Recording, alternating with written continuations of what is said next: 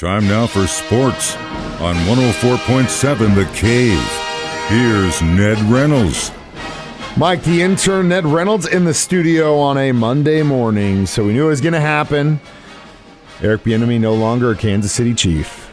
I think there is a little bit more to it than has been reported. Now, this is strictly my opinion, but I found it less than coincidental when Bieniemy leaves to go to Washington, and word is leaked that Matt Nagy will probably be the replacement for Andy Reid when Andy Reid retires. Now, it's not anytime soon as far as we know, but I think that probably impacted Eric Bieniemy when he found this out. Said, okay, look, if I'm not going to be in this situation, I'm going to stay in a place where I'll probably be the OC again.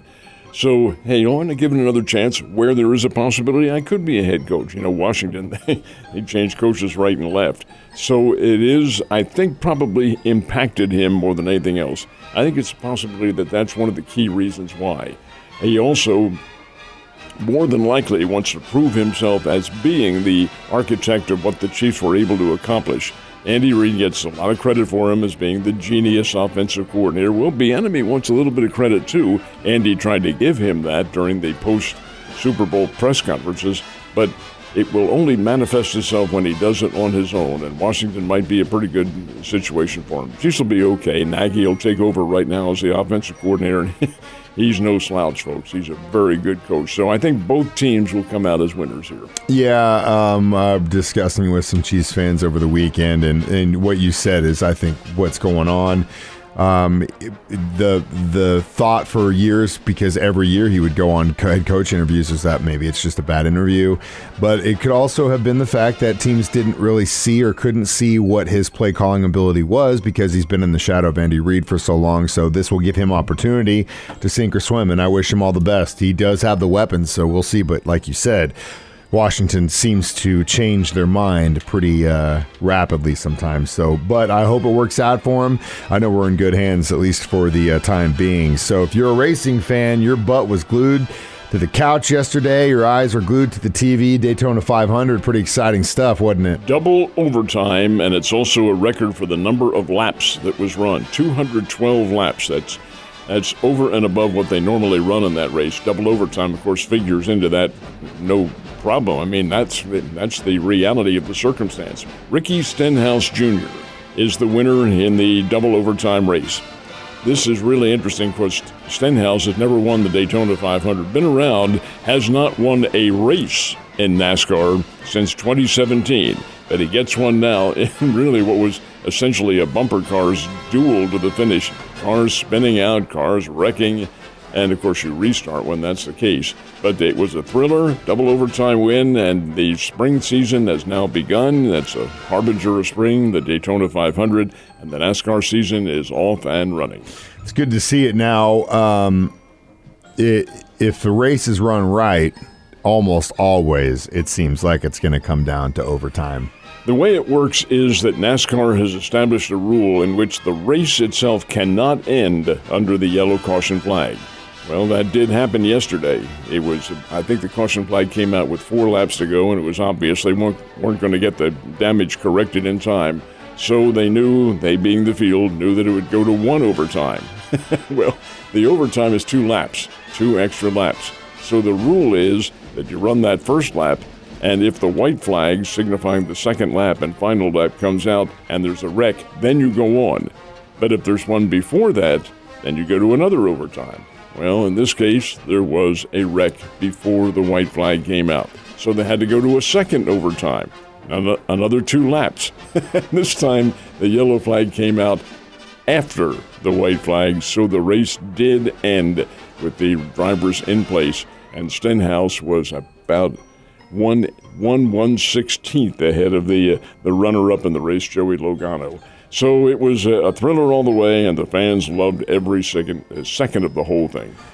And best of all, for the TV networks, it lasted all day right long. Up into the early evening. Yeah. Started at 1:30 Central Time, ended about 5 o'clock. So we had some local college basketball action over the weekend, didn't we? Bears game on Saturday was as bizarre as anything I've ever seen. The Bears had the lead the whole game, playing Northern Iowa. And Northern Iowa's players are not as good as the Bears, and the Bears had the lead. I thought they had it won, and they did not. They could not hold on down the stretch. Northern Iowa won at 69-66. Big disappointment. Crowd was 4,300 fans. It was Hall of Fame weekend over at Missouri State. That in and of itself was a big disappointment. The Lady Bears played Friday night against Murray State, and their game, Mike, was double overtime. And the Lady Bears finally emerged in the double overtime. Well, yesterday they played Belmont, and Belmont beat them at the Great Southern Bank Arena. Now, that doesn't happen very often, the Lady Bears losing at home, but they did. 68-60, I believe, was the final score, and the Lady Bears, 68-58, I should say, and the Lady Bears could not shoot. And when you can't put the ball in the basket, there's big-time problems. Here's a little stat to figure out here. The Lady Bears shot 62 times from the field. 62 field goal attempts, made 18 of them. That's 29%. That's not going to win you any games at all. And it cost the Lady Bears big time. So it's a split for the Lady Bears, a win Friday, loss Saturday, and a loss by the Bears on Saturday afternoon. Missouri State plays its final home game, the men, tomorrow night. Tomorrow night at the Great Southern Bank Arena. That's the final home game of the season, gang. And then from there on in, it's tournament time, and we'll see what happens. But no way now that Missouri State can play in that. They won't get a bye from the first round. They'll have to play in that Thursday first-round game, and that's going to be a major challenge for them. Missouri State wasn't the only team that was out on the court this weekend. Drury Panthers and the incredible Lady Panthers are both playing. And they are incredible. Yeah. They have a record now of 25 wins and 1 loss. 25-1. That's the Lady Panthers of Drury. They beat McKendree, and that was over in Lebanon, Illinois, is where the Lady Panthers won it. But the guys did not, and they are now 8-18 on the year. So we're seeing a total 180-degree reversal of fortunes. Lady Panthers are really good, folks. Second team in America, NCAA Division II, and they can play the game. So more power to them. Their season is about to wrap up, and they're about to go to the Great Lakes Valley Conference Tournament, also coming up at the very first weekend in March. You know, I know you always make a big deal about how when Tiger does play, media's following him around. But, this tournament, though, it was nice to see him back. I mean, obviously he didn't win the thing, but I thought considering what he went through last year, trying to get back and his health, he looked like he did pretty good considering. Well, he finished at 1 under par for the entire tournament, and that was 16 shots back of the winner, John Rahm. What bothers me is not so much that the attention's being given to him, it's that it's being taken away from the guys who are winning. Yeah, well, that too. And Jonathan Rahm is the number 1 golfer in the world. Tiger Woods is not. Tiger Woods had his day, and that's fine. But this fawning over by the media kind of bothers me because, Mike, being an old man, I remember the days when Arnold Palmer and Jack Nicklaus took golf out of the shadows and made it big time. Well, when they reached the latter stages of their career, did the media fawn on over them? No. Said, Arnold Palmer competed, did this, and Nicklaus competed, did this. With Woods, they're following all around and everything is analyzed. Wait a minute. What kind of equal coverage is this? There is none, and what it is the media's hope that this guy stages one of these miraculous storybook returns to greatness, which is probably not going to happen. Yeah, he played okay. He shot a 1 under par, so did a bunch of others, did make the cut, and it is a PGA tournament, a big one with a lot of big names in there. And the guy can play golf, but can he play it at the championship level?